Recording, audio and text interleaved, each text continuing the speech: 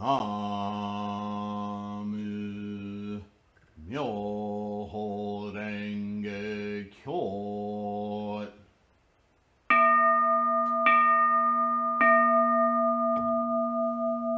나무 묘호랭개교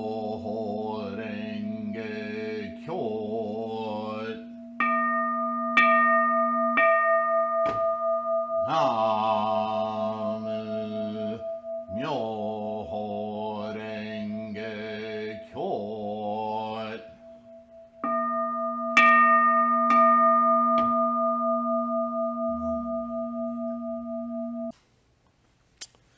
Namo Myoho Renge Kyo. Hello, friends. I hope this finds you in good health and secure. Thank you for being here. Thanks for supporting this channel. Don't forget to like and please subscribe. The notifications, we come here to study Buddhism. Right? It's kind of annoying to go through these necessary, they seem like advertisements. Yet, what we're trying to do is take advantage of this platform, YouTube, and make these studies, these teachings, these opportunities for our insights into our practice more easily available, easily found on the algorithms of YouTube. So, really, you're subscribing and liking. It's not necessarily... It's not for my ego. It's to help you and I, our Sangha, to grow, to get the word out, as it were. Okay? So as far as notifications, if that helps you, then do it. Otherwise, the main thing is that you subscribe. All right, enough on that. We have talked several times. I certainly have talked several times, but we have studied several times on the differences, what separates the various stages of teachings of Shakyamuni Buddha. And that one thing that's easily confounding, one thing that's easily misunderstood, is that Shakyamuni was teaching about enlightenment the whole time he was teaching. It's not like he taught about geography in one period of time and then taught about math in another period of time and so on and so forth until finally he gets to the Lotus Sutra and he goes, okay, now we're going to study the real stuff.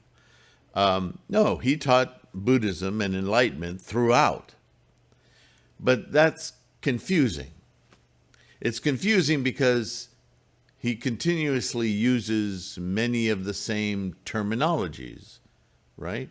It's just that when he first uses the terminologies, there's a certain base level of understanding that he's trying to get people to identify in their minds as to what that is, and whether it's a goal or whether it's achievable in this lifetime, right? And then over time, those same words are redefined or more profoundly defined to demonstrate their relationship to the individual, to the mind that practices, that is resolved to achieve. Right? And so it's about resolution. And then it's another level of understanding and another level of understanding. 5 periods identified in his teachings. And one of those periods is the Lotus Sutra, with the Nirvana Sutra kind of as its bolster. It's almost like an additional chapter to the Lotus Sutra in a way. It's a night class for the Lotus Sutra. Okay? That in itself is a period of teaching entirely, because it is the only period of teaching, the only sutra, the only teaching specifically to now take what is learned and manifest it. Do it for yourself. But this isn't obvious in the earlier periods because they're just not there yet, right? You have to learn how to read and write, what the alphabet is, how to shape the characters. You need to know those things in order to, at some point, read or write. You don't just come out of the box reading and writing. It's not a built-in molecular skill, right? So we've talked about this. We've talked about the nature of Buddha or Buddhahood and attainment as being spectacularly different for the early teachings, Hinayana, Agama, versus early Mahayana teaching, and ultimately later Mahayana and the Lotus Sutra. Same word with vastly different understandings and therefore significance. And if you miss that,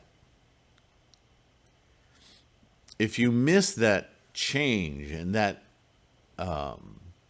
evolution of meaning throughout the teachings, then you could very easily be mistaken by an earlier teaching to be all that's needed.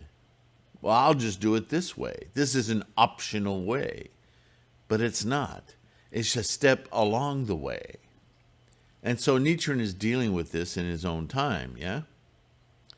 These different sects, these different groups, these different schools of teaching, they're not different from the standpoint of the cereal aisle in the grocery store where there's 100 different brands of cereal, right? They are different because they are completely different levels of understanding. It would be like, take that cereal aisle, that there are bags of unprocessed wheat from the field in big bags sitting there next to wheat that has been separated from the chaff and everything else in another bag, then ground wheat in another bag or box or jar. I used to eat wheat germ when I was a kid, right? Very little processing comparatively, yeah? And then go up the line until you have your full-on sugary Captain Crunch. I mean, they couldn't be more different from one another, right? But yet they're all involved in the process. It's a shitty analogy because it means Captain Crunch is the pinnacle, but right, that idea has shifted back and forth since the 60s, yeah? But do you see what I mean? This is the difference between these different evolutions, these different periods of teaching of Shakyamuni. And so why do I say this? Well, Nichiren is going to dive into this. It's a short chapter, but he's going to elucidate this once again in this chapter called Various Sects Confused About the Most Venerable One. What is the Most Venerable One? What are we trying to attain? What are we trying to achieve in our minds that is the ultimate awakening? Ultimate state of being, yeah? So he begins, nevertheless, quote, comma, nevertheless, all Buddhist sects, except for Tendai, are confused about the Most Venerable One. The Kusha, or Chushe, the Jojitsu, the completion of truth, and the Ritsu, precept sects, make the Most Venerable One Shakyamuni, Buddha, who attained Buddhahood by going through the 34 steps of fighting against illusions and evil passions. This is like a crown prince of a world-honored sovereign who, confused, thinks of himself as a son of an ordinary subject. I don't know about that translation or that wording. That confused me. Basically, what he's saying is that the person of Shakyamuni was what these early teachings treated as though was in itself the Buddha. Shakyamuni was never the Buddha.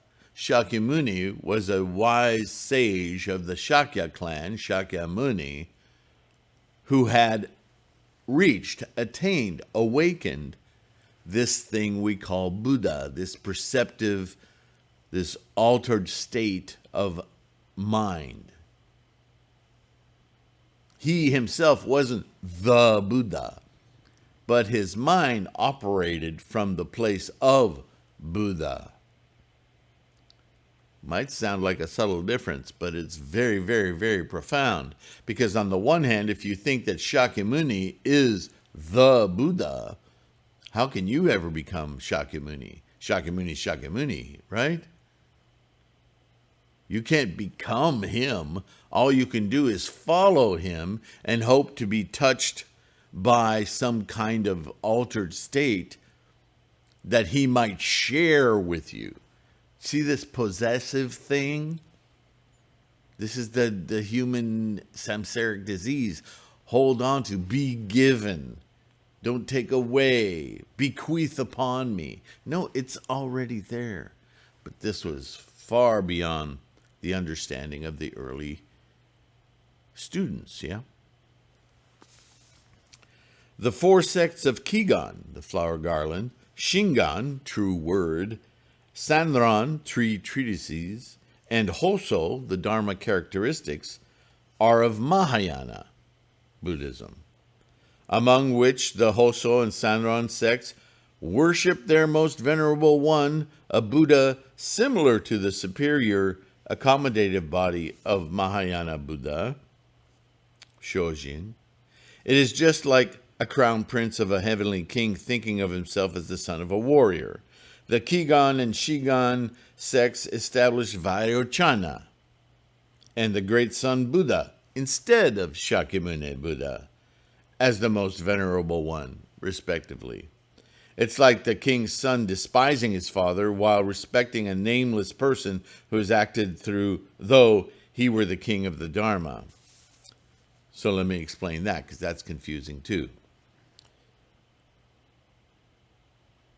So a little bit more evolved in the Mahayana teachings, people start getting it that Shakyamuni, the person, isn't the Buddha.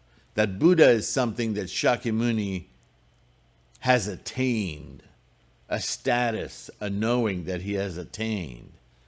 So, in his teachings, Shakyamuni talks about this mental state as though they were personages, people.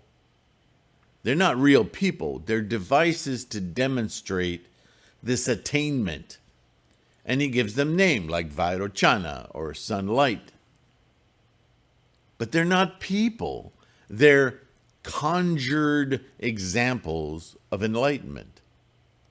And so, being human, wanting to grasp and hold on to something, these schools, there's teachers, and the way they teach is, oh, Buddha isn't this guy, Shakyamuni. Rather, he's this deity, this godlike thing named Vairochana. Or for us, Sunlight Buddha. So we'll follow Sunlight Buddha because that's more real than Shakyamuni. That's Buddha.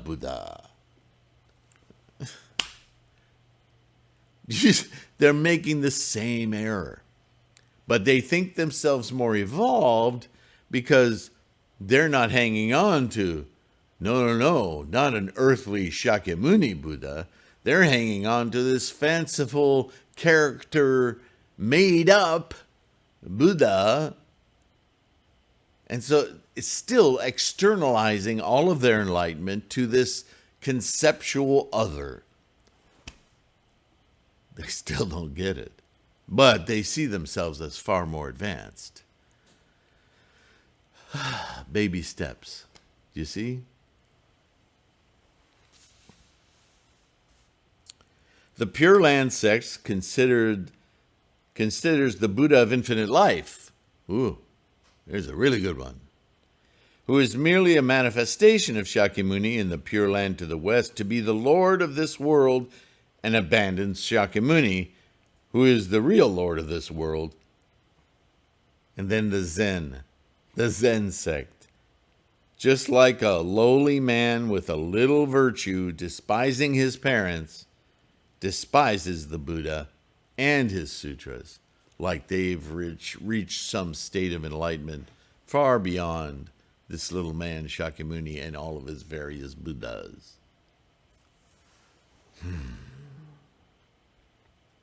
It can be really discouraging, right? And Nichiren is surrounded by this. These really, at the core, he says confused. They're just missing the point entirely. They are all confused about the most venerable one. It is analogous to the situation before the time of the three emperors, when people did not know who their fathers were and behaved like beasts and birds. This is from ancient Chinese storytelling history, right? The idea, and I'm sorry I'm talking with a thick tongue, but I have this problem where I keep chewing on the edges of my tongue or the inside of my mouth, and it seems as I get older that I have more bouts with this than seems sane, but I'm kind of swollen on the right side. I've chewed my own tongue. What kind of karma is that, huh? Now, don't get all... Anyway, just explaining why I'm talking with a bit of a thick tongue. So, this Chinese folklore is about people who are breeding like animals and having children and wandering about and having no, remember filial piety? This idea of respect for the elders and one's lineage, right? In the West, that's almost completely gone. It's in very small pockets of certain groups, families. But this used to rule the day. This was a very advanced way of looking at human society, right? Confucianism and so forth being a very profound idea of ancestry and lineage being important to one's identity. Again, it's just more grasping and hanging on to and the things humans do, but it was very important. So there were stories about before these great emperors imbued with knowledge that was sublime, who put order to society, created society. Until they came along, nobody realized that it was important to realize one's ancestry, one's parents, so on and so forth. So the analogy is made that they were just wandering around like wild animals, who, by the way, pretty much many species have a great respect for their lineage, yeah? Anyway, such is the nature of teachings and stories, yes? Those Buddhist schools that do not know the duration of the life of the Tathagata chapter of the Lotus Sutra are the same as beasts and birds. So that's his analogy, right? Until you really understand Shakyamuni's drop the mic moment, when he says, look, you guys think that I'm just a man who attained this sitting under a tree. You know, yeah, I worked hard to attain this. But what you don't understand is that this isn't mine. I alone am not it. And all of the other Buddhas that I've talked about are my expose of this methodology that's universal. You don't have to emulate or be me, Shakyamuni Buddha, or Vajrayana Buddha, or Sunlight Buddha, or the best hardware store Buddha. You need to be you, Buddha. You need to be Bob Buddha, John Buddha, Alice Buddha, Sylvain Buddha. Buddha. It's universal. Until the 16th chapter of the Lotus Sutra, he doesn't spit that out with absolute nailed-down specificity, causing all of the other schools to go, oh, if they get it. And so what Nichiren is saying, if you don't get it, then you don't get the whole thing. You don't get any part of it. You're completely off in La La Land. You're not practicing Buddhism. You're practicing some little game and ritual. And although you may have many successes just from aiming toward doing something, you'll never get there because you don't understand what there is. It's already here. Yikes. That's a major, major disconnect, yeah?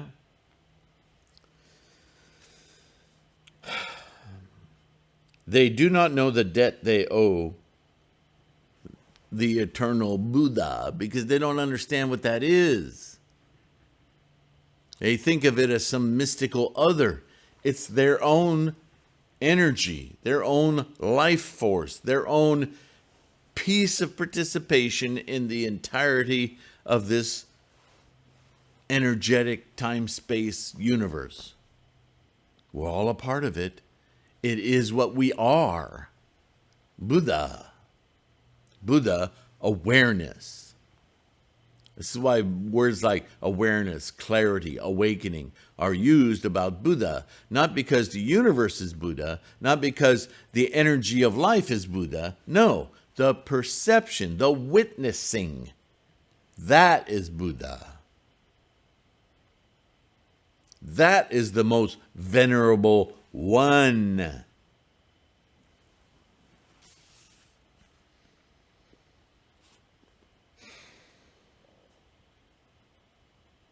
Grandmaster Miao declared in his Hokke Gohyakumonron, the 500 inquiries into the Lotus Sutra, quote, eternity in the life of the Buddha, who is our parent, has not been revealed in the pre-Lotus Sutras, so on and so forth. If one does not know the eternity of the life of his father, the Buddha, he is also confused about the Buddha land his father governs.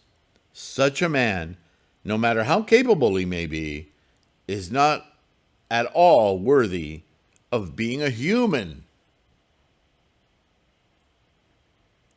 So what's Miao saying here? He's saying that if you want to be a complete manifestation of all the potentials that we call human, in other words, this entire apparatus emergent of a mind, if you want to be worthy of that phenomenal opportunity, then you have to understand what that phenomena is. What is creating you moment to moment to moment to moment? That which is creating everything since time without beginning, right? Since the Big Bang or the Big Crunch, whatever you want to call it, this universe, this entire mechanism of energy through formations, forming insane types of agglomerations, potentials, and manifesting moment to moment. That is what you are of, in this analogy, the father of you, or the womb of you, whatever you like. But it is the process from which you are instantiated.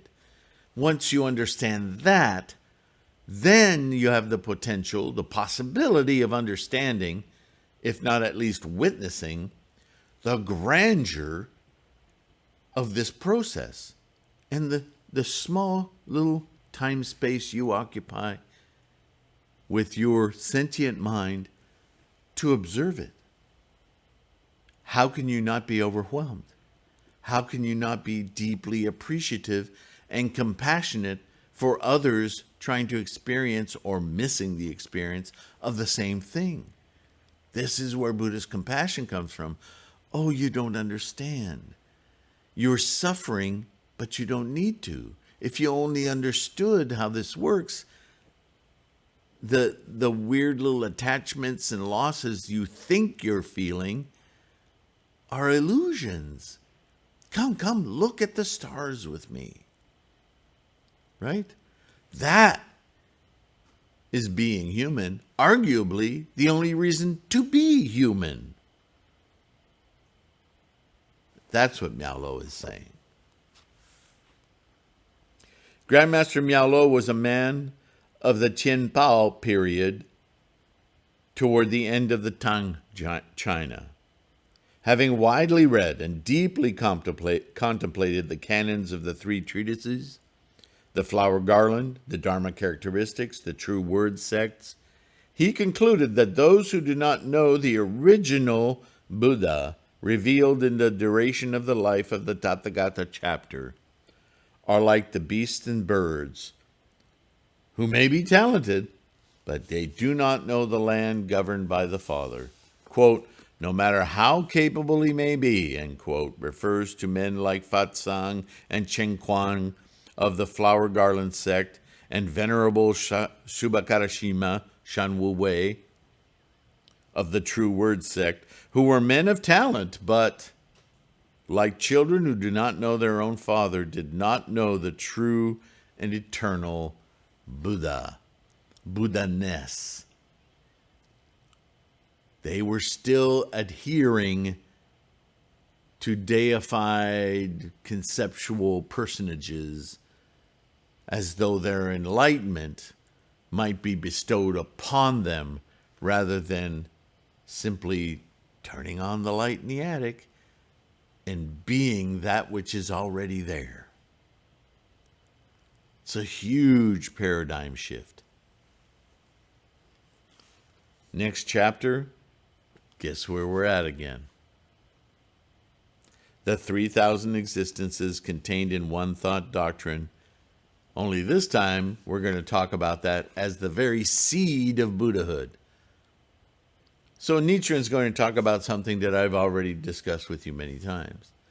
That in order to really manifest, awaken to, attain, become aware of this incredible perception we have of the entire process of life in its entirety, let alone locally, as something we call me or you, right? Identified. It's like one drop of water jumping up out of the ocean claiming, I'm Paul and I am water. Okay, Paul, settle down. Yes, Paul, you are water, but you are only Paul for this moment of realization. You are actually an expression of water that is the same as everything. Oh, now this label, Paul, isn't so venerable. What is venerable is the fact that you are part of something immensely larger than the simple apparatus that provides you this opportunity to understand, to see, to experience. Make sense? Okay, maybe I'll leave it as a short one today. Plenty to think about there. In the next video, we'll dive into this 3,000 existences as the very seed of Buddhahood. Because it is that understanding, that minutia of understanding the energy, the formations, the instantiations, the manifestations of potential, of which each thing in the universe is simply an expression of, just like you and I, that leads, pushes, prods the mind to consider what it is we're experiencing, how it is we're experiencing it, to become a far more integrated consciousness rather than a neatly separated, packaged little salt shaker of personality. We're so much more than that. And the 3,000 realms in a single thought moment is it's a mental gateway to begin to understand the largesse of what it is that we are experiencing, this life. Namo Myoho Renge Kyo. Hope you'll join me. Can't wait. Thank you for being here. Thank you for your participation, for your support, patrons. Oh my goodness. Supporters financially. You're so critical to this channel. Thank you, thank you, thank you. Don't forget to subscribe. I'll see you in the next one. Take care of yourself. Be kind to yourself. Please take care of your health. And I'll see you in the next one. All right? Good. Bye for now.